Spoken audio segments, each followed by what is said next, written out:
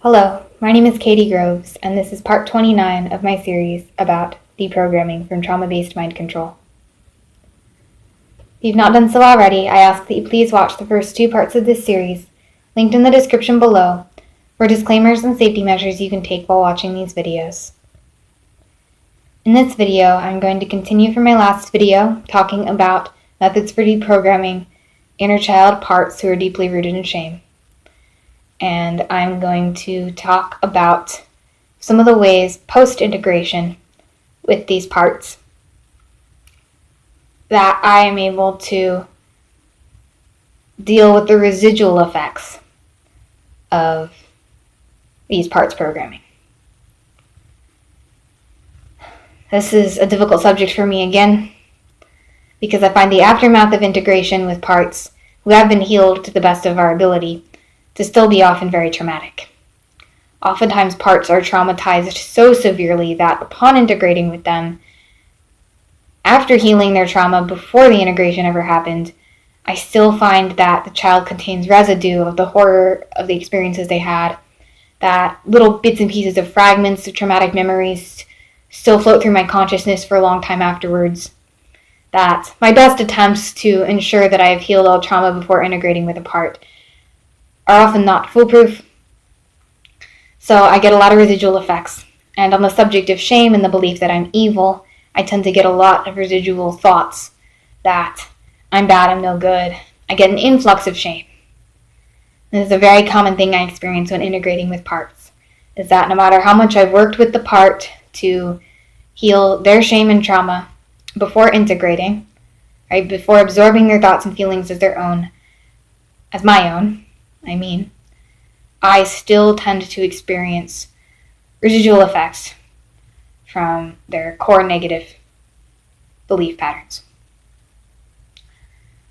And so this video is going to be about self-care and how I take care of myself and cope with those residual effects and allow those negative thought patterns to just drift by, to float in and out of my consciousness, basically how I let go of them. So one of the first things I want to share about this is that these thought patterns in a programmed child part have been deeply, deeply ingrained. And when they persist after integration, I have to be very mindful that I do not become engulfed in them, that I do not think too hard about them, that I retain a sense of who I was before I integrated with the part, so that I recognize who I was, the parts I was in prior to integrating, and recognize how I changed.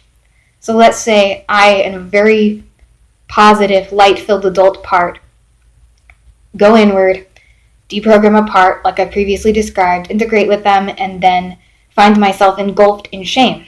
All right? Tracking, recalling that I did not feel that kind of shame before I integrated is very important.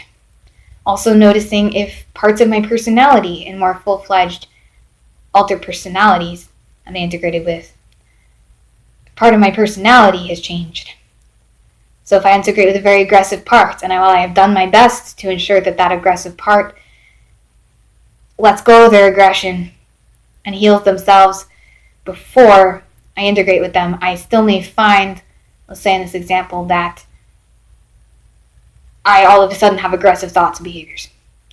I have to be very mindful of that, so that if I have failed to fully heal a part, which I typically do, before integrating, I don't inherit negative traits of that part that then sabotage my life.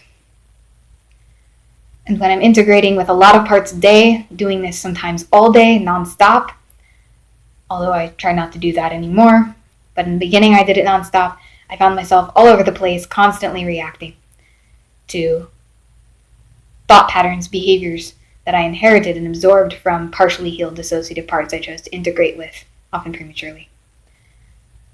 So I have to be very mindful of this, track this, and I have to work very hard to consciously pull those thought patterns into the deeper layer of self that emanates from my heart. So some people in meditation circles talk about dropping from your head to your heart, pulling your thoughts from your head into your heart. And for parts that have just integrated that were stuck in their heads, literally dissociated from heart consciousness, experiencing nothing but nonstop thinking. When I integrate with them and I absorb this dissociation, I have to very consciously, through meditation, pull these negative thought patterns into my heart and I typically imagine a tunnel linked from my heart to my head, kind of like a vacuum that sucks these thoughts down into my heart. And I do my best to fully integrate the dissociative part with my heart. Because what this means to me when I am experiencing lots of residual effects from a part that I integrated with, what it means to me is that I did not fully integrate that part with my heart center. I did not bring that part fully into a meditative state of oneness with me. That content that was contained in that part's head, quote unquote, was transferred to my head, my ego, and my ego is now integrated with that part's ego and is not connected fully to my heart. And of course, I do not pretend to be enlightened, so I'm stuck in my ego a lot.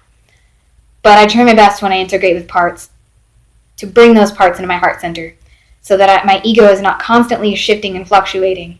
That this process is not about egoically integrating parts, about integrating the mental content of a part with the mental content of my parts, the parts that I'm already aligned with, but bringing the mental content of the part into their heart center as best as I can before they integrate, and then integrating them with my heart center as best as I can, so that I'm not overwhelmed with thoughts and feelings, so that the part lets go of a lot of their egoic identity before they integrate, and then I burn off a lot of their egoic identity when they integrate with me.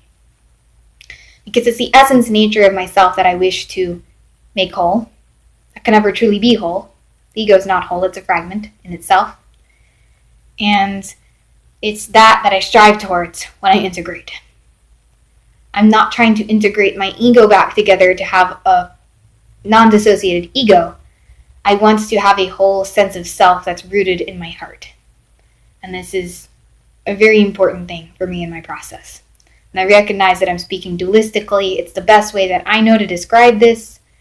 And I apologize if I trigger anyone by speaking so dualistically. Anyways, I hope that this all makes sense. I'm trying to think what else to say. I'm speaking quite a lot.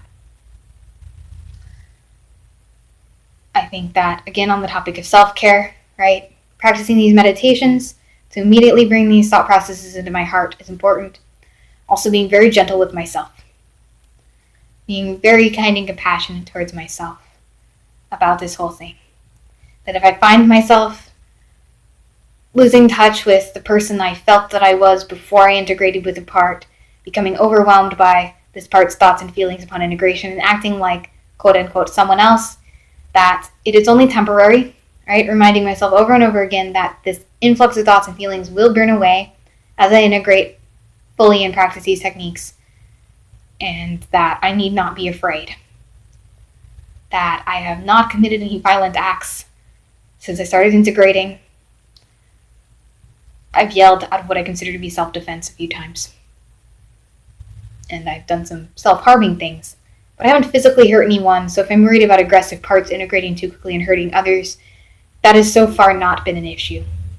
So I assure myself that everything's okay, and that it is safe to just let this process happen, and not to worry.